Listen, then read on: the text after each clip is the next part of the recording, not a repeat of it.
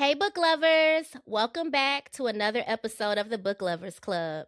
And y'all, I promised y'all that I was going to get her in the studio with me because today is a special episode. I am joined with author Monique Goode, and I am so glad to have you with me. So, just for some context, me and her connected at the Secret World of Maggie Gray book signing event in Atlanta. And I love the vibe. And I'm like, yes, like, please come on my podcast. And she agreed. And I am so excited for you all to get to know her alongside me and hear more about her writing. So, welcome to the podcast, Monique. Welcome, welcome, welcome. Can you just introduce yourself to the audience and let us know a little bit more about you before we get started? Yeah, so I'm Monique Goode. I primarily write black romances that center queer black people. Sapphic is my specialty. I also create worlds that incorporate fantasy, paranormal, smut, cartel. I'm all about the mixture of the things and like layering the trope. But I'm really excited to talk to y'all and put y'all into my world. Yes. So, how long have you been writing? When did you first start writing? So I started writing in elementary school for a very long time just to escape. And then I kind of went into middle school and started doing like fan fiction, like of B5 and like these Bow Wow and stuff like that. I kind of stopped for a little bit and then I kind of did some self help stuff because I used to be a business coach, but I didn't really start diving into the world of like fiction until like Black Book Talk really blew up, which was in like 2023. So that's when I started my journey, and here I am now. Wow, I love that. So you are self-published. How has the book community supported you, or have you felt embraced by Book Talk as you've been on your journey? Yes, absolutely. So I started off as a content creator. I kind of fell into it. It was like a peak after COVID, like we were still kind of locked down. Just talking about books, and I primarily was looking for a Sapphic Mafia book for Black Sapphic Mafia book, and we couldn't really find any. But they were like, just write it," and I was like, "I don't know." So I was like, you know what? I'm going to do it. So they've been following my journey, my audience, and everything like that. And we've been, I built a community. A lot of people are just like, where the book at? So I felt a lot of support, a lot of love. They pushed me, they've encouraged me. So I like to say that is why I'm an author today, because of Black Book Talk and that Wow. foundation. It's just a lot of support I'm finding out there if you know how to go and look for it and how to tap in. And I think there are a lot of people who they want to see the journey and want to be a part of the journey and want to like support you as you go on that journey. So I'm glad that you've been able to access that. I did read your book, girl, The Cure of Us. And vampires, black, women loving women, urban, like, I'm here for Okay. all of it, okay? So, can you talk a little bit about the book? What gave you the inspiration to write that type of story? Yeah, so The Cure of Us is book one in my Blood Money series. It is a queer urban fiction saga that incorporates a human vampire cartel. And the first book follows Sage, who is a twin, and she's the daughter of the kingpin. And she's navigating being the protector of a vampire, and she falls in love unexpectedly. And then the second book, which is called The Fate of Us, it follows her twin brother. So I wanted to take everybody through the journey of the cartel, but getting different aspects of them because the brother is gay as well. So you're gonna get some male romance. But really, what prompted me going back to just me asking for recommendations for like sapphic urban mafia type books, I was encouraged to write it, and I also love vampires. So I was kind of like, how can I put these two together? And so I was like, well, what if they were like dealing blood? So I was like, okay, that sounds real out there. So I was like, we go ahead and come up with a storyline. So it has been really fun to actually write the book and write the series. So I can't wait for y'all to check it out. I'm excited that this book is about Salem because I really liked his character, girl. And I liked his vibe with Sage, like them as twins. So I'm really excited to read his book. He was funny to me. So like, yeah. I think too, because it was urban, I just like that it Hmm. has a black voice. And Yeah. that's something I really appreciated that you centered that in your writing. Hmm. Yeah. Yeah, I really wanted to make sure, especially like when it comes to urban, I feel like it's more space to be yourself, especially when it comes to just like being black and having that culture to connect to your readers. Not that you can't in other types of romances, but I think it's more accepted. So I was Yeah. like, I'm glad that I get to write this as my first book to use my voice, because there's pressure to be grammatically correct or to have this proper way of writing. But I think specifically in the urban space and Black romance space is freedom to just like talk how you want to talk, because that's just who we are. That's our culture. Yes, I do feel like that leads to us being overly critiqued though. And that's the only issue I have, is that non-black readers will then come and, want to support the authors, but then will hold, us to a standard, and that's not how we speak. That's not a culturally relevant way of writing, if that makes sense. And like, Mm-hmm. I don't know. I just feel like we get like overly criticized in the reviews. Have you experienced any of that, or is this resonating with you? Because just outside looking in, that's what it appears to be to me. Yes. Yes, Okay. definitely. I've come to a point where I realize I cannot look at reviews, especially negative Mm, reviews. Because, yeah, in the beginning, when it was new, I was excited, but then I started getting like overly critiqued. Like one girl in particular, I ain't gonna say no names because it is what it is, but she was like, I hate the overuse of the word bitch. And I'm just like, it's urban fiction. that's real. Like, it's urban fiction. That is the culture of which we speak. And she was like, kind of turned her off. So I'm just like, I mean, thank you for your opinion, your feedback. But when people critique stuff based off of the culture of the actual type of genre that we're writing in, it's kind of like, okay. But I used to take it personal, but now I'm just like, reviews are just opinions. Everyone has one, and I'm not writing for you. Thank you for reading, and keep it moving. That's real. I also feel like that criticism that we're experiencing right now has been impacting the loss of creativity. I feel like we've been experiencing in the books because, you know, artists and authors, of course, you all want to make money. People are trying to create art that they think will sell. But then if Right. really center Black culture, I think people sometimes think that it won't be appealing to non-Black people, and that's the number one like Hmm. feedback and criticism I've gotten from my book club girlies, is that some of the books don't feel like, you say it's Black characters and you're saying that it's centering our Mm. culture, but it doesn't read that way. And that's something that I found Yeah. refreshing about Yeah. your book. I just want to give you props. Like I really Thank you. really appreciated that you stayed true to like centering that Black experience and protecting your art in that way, because that's what I liked about it. Yep. Thank you. I appreciate that, because it's really hard, especially like I think that's what made me decide to go the indie route, is because it's just like going the trap route is cool, but I think there's limitations to what's marketability, what do the people want. But I write for my people. I write for the Yeah. Black gays, you know what I mean? Theys and all of them, because I feel like it's for them, it's for representation. And it's for me first, because I wanted to write because I didn't see representation. And if you don't get it, you don't get it. And if you do, thank you. If you're not, thank you if you're not non-Black, but it's not for everybody to understand. If you don't like it, I really don't care.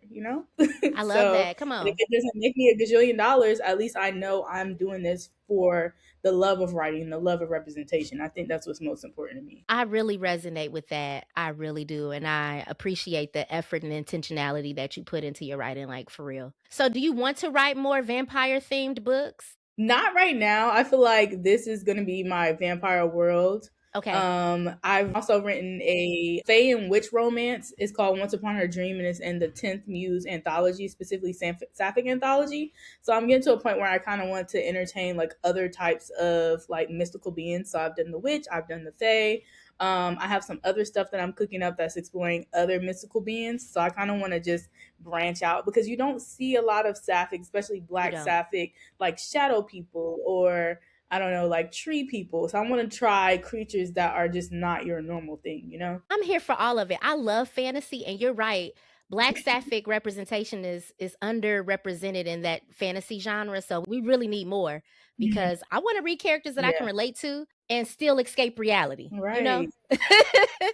You've mentioned that you really enjoy writing fantasy. Like, what other type of books are you thinking about dropping in the future? So on Substack, I have a Sapphic strip club serial story where it's like dropping on, like it dropped every Friday. So we're done with season one, and so now I'm taking it off the paid platform and putting it out to the public. So it's gonna be a Black romance book festival exclusive. I actually have the book here, but it's called Roll the Dice. Oh, I I don't know if you love see it. that. Yeah, I can see Yeah, it. so It is erotic fiction, so that was my dabble and excitement to do like a little side creative project. But I was like, let me go ahead and push this to the public. So I think a lot of people will like it. And then the next type of genre that I'm going for is like horror, like Southern Gothic horror. With a little bit of romance to it. So I feel like the dark romance and horror aspect is calling me. I'm a little nervous because like there's a lot of research that has to go into it because I want it to take place in like the deep south. Mhm. So I think this one's gonna take me a little bit of time, but I'm just gonna go in and not even think twice. I'm really excited for it though. Is this going to be a queer book or Yeah, okay, straight queer, straight sapphic. I'll say straight sapphic. specifically. Okay. Hmm. I do feel like the representation we need more in like the dark romance space and horror and all of that. Hmm. So I'm excited to hear that you're going to be venturing into that because I want the story. I'm really here for it. I'm a little scared, but we'll get it done. Yeah. I think that just anybody that's brave enough to put out their art and being open to criticism, like I'm gonna always give you all props. So I understand the Yeah. nerves. I do. But just trust that there is a community of us out here that are really excited for anything that you decide to put out because I'm really just excited to have the representation. And, I can't find stories like what you all are writing in the books in the Hmm. TV film space. Like, I feel like I Nope. have to go to books to find it. Absolutely, absolutely. I was actually just having this conversation with my wife about how like the only ones we really find is well, it's not even on TV, but it's like on YouTube. I don't know if you've ever Yes. watched like lesbian web series. Like I used to tear those up like coming up, and it's just like that's the only thing I've seen. But that kind of also inspired me to want to write like really raw and dirty the way that I do because it's just like it's not perfect. It may feel like it's a Tubi movie, and that's okay because that means it's raw and authentic. It's not fresh. It's not like it is fresh, but it's not like perfectly cut and shaped a certain way. And I want it to be raw and rugged. And maybe she says something crazy, but oh well, it's Yeah. my book. And you can do what you want. Okay, it's your book. Exactly. Exactly. And it took me a long time to come to that. I used to think like it had to be a certain standard or a certain type of way. Like it may be controversial, but I know we're supposed to say that romances have happily ever afters. But I like a little messiness. So I'm just to the point where I'm just like, forget the rules. I'm gonna write how I write. And just make my own, you know? That's real. That's real. That's what I want though. I love mess and drama in the books. Okay? Okay, Cuz let's real life is messy and dramatic. exactly. It's so many sapphic, cozy, and don't get me wrong, I gobble those up too. If it's giving Hallmark vibes, I like it. But I like a little dark with my light too. We need some balance. Okay. That's how I read too. Like you said, I like cozy, but sometimes when I be reading a book, it's kind of toxic. Like, where's the drama? Why is this working out so perfectly? Like, I'm looking for like some challenges. Exactly. Exactly. So I'm excited to hear that you're going to be at Black Romance Book Fest. I will definitely stop by your table and Yay. support. So, how has your experience been at the book events? So I've had amazing times, but I'm learning like what audiences gravitate to me towards me and what don't. And I think being a Black Sapphic author is really hard being the only or the one of the few. Yeah. Just to keep it real because I feel like these spaces are for Black romance or Black authors, but being one or the only is kind of like stifling sometimes because you don't feel like people are going to gravitate towards you, which I've had a great turnout. But sometimes it kind of plays on my like the doubt that I have sometimes. So I want to start leaning more into finding those Black Sapphic events or just like those specifically queer events because I feel like we are underrepresented in the main spaces, but it's great to be in spaces that are just strictly you guys. So that Yeah. way we can just like really pour into the community that's we're gearing for. Well, I'm glad you said that because I am excited to collaborate with you because everything that I do is Black and Sapphic. It's for the Black gays. Okay. Yes, we love it. Yes. So, with you being kind of new in the self-publishing space, what would you Hmm. say have been some of your like the challenges and obstacles that you've overcome and any tips that you would share with anybody that's about to embark on that journey too? I would say like self-doubt because a lot of times like I struggle with comparison, I'm not gonna lie, especially being a new author. You see what everyone else is doing and you feel like you have to keep up. And I think that's something that I struggle with in the beginning. But I had to learn like to just focus on what I'm doing, even if the book is not, hitting the bestsellers list, or I don't have as much as a big audience. I still have to focus on my lane because I know that there's dedicated readers that are looking at me and are looking for the books and stuff like that. So I have to constantly remind myself, like, just keep doing it because you have your community and it will grow. And I can't compare myself to anybody. I have to strictly focus on my path. So I think if you're a new author or you're writing a book and you really want to put it out there and you're doubting yourself, do it anyway, do it scared, because there's going to be people that read it. Even if it's 2 to 3 people, shoot, even if it's your mama and your sister, somebody is starting to read it. And the more and more that you share it and talk about it, you'll find your people and you'll continue to grow as an author. And that's not your only book too. Like, you're going to come out with more books, I'm assuming. So there's authors where people didn't find them until their 45th book. And now more people are coming towards them because that was the book that, set it off for them. So everybody's journey is different. And I have to remind myself that. Yeah, that's real. It's several authors that were new to me this past year in 2025. And then I'm like, oh, I want to read more of their books. And they got like 100 plus books. I'm like, oh my God.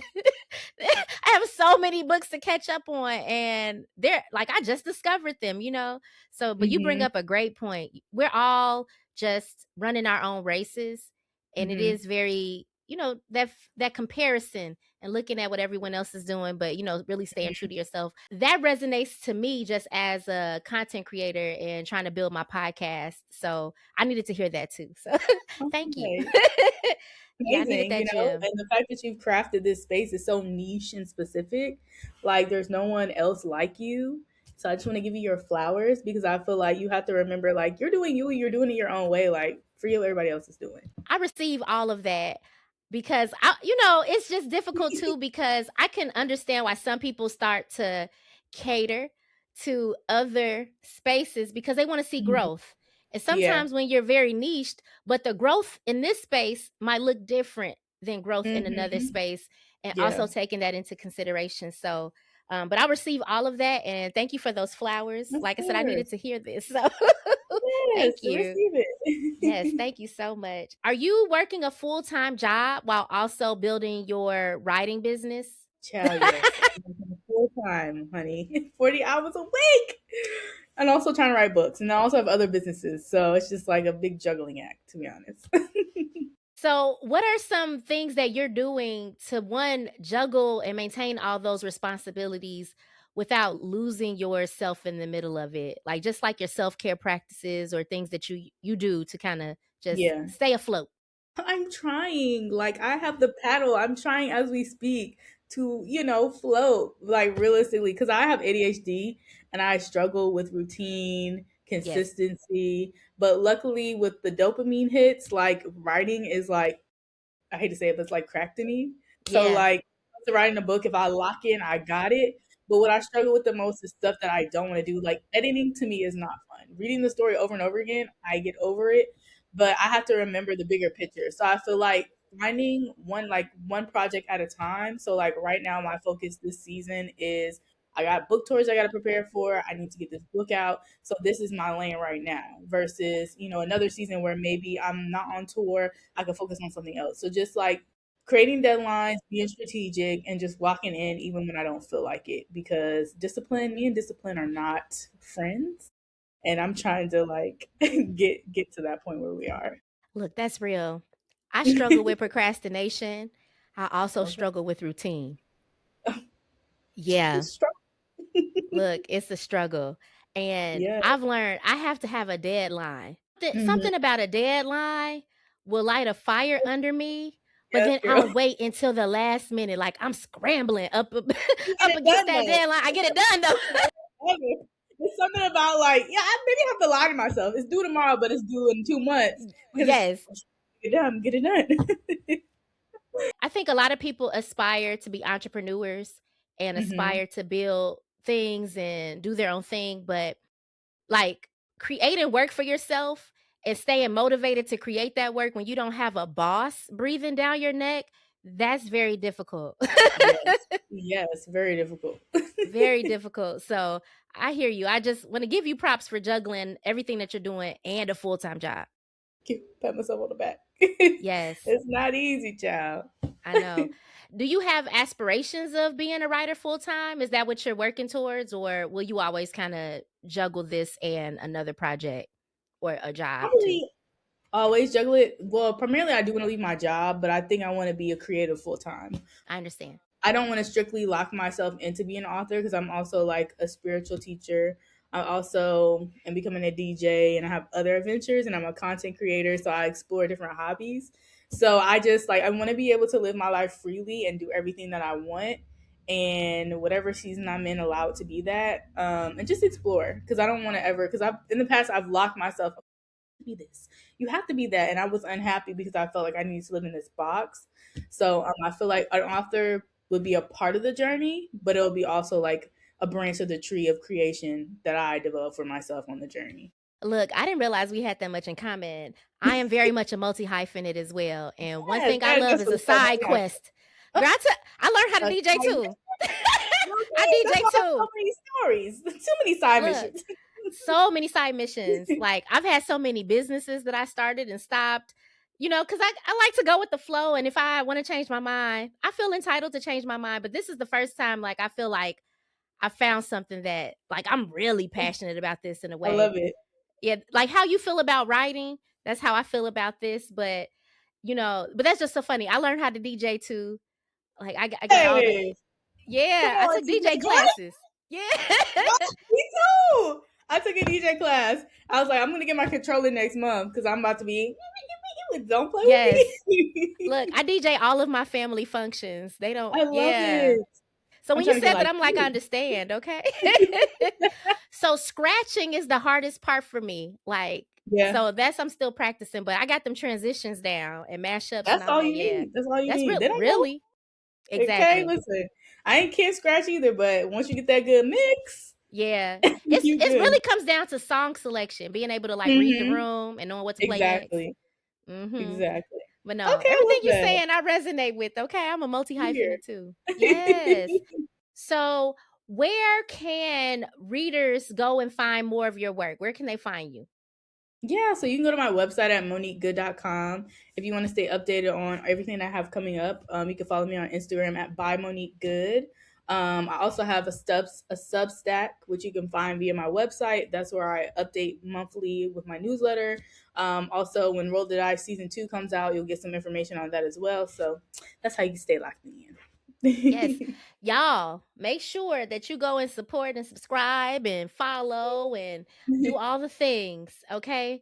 Because honestly, I see this as a way for us to invest in our community. If we want to receive more books and stories that center us, the best way to do that is to show up and support y'all so that you one know that it's readers out here so you can overcome that self-doubt because we will Yeah. support you, okay? So I'm really excited. Is there anything else that you like to share with the audience about you, about your work, and just what you have coming up moving forward? Yeah, so if you are going to Black Romance Books Festival, if you're in DC, you want to catch me, get the books in person, you can catch me on tour. I also have a few signed paperback copies of The Cure of Us on my website if you want to buy directly from me. I have my book, The Fate of Us, available in an ebook, but the paperback will be available at a later date. But yeah, I have so much in store for you guys. I'm so excited. Also, check out the 10th Muse, the Sapphic Anthology. It's only going to be available for a couple months. And all the proceeds that are accumulated go to a nonprofit that specifically supports BIPOC therapists that support not Black but queer and transgender people. So if you want to give back to the community, that's an amazing way to check out my story and other Sapphic authors. I love that. I love a good anthology. I'll be honest with you, okay?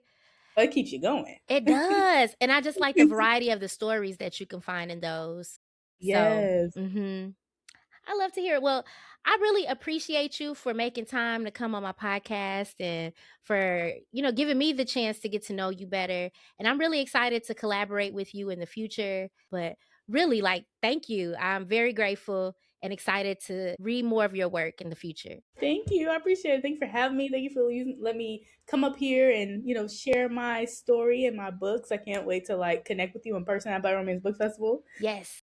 But yes, I'm excited. Thank you.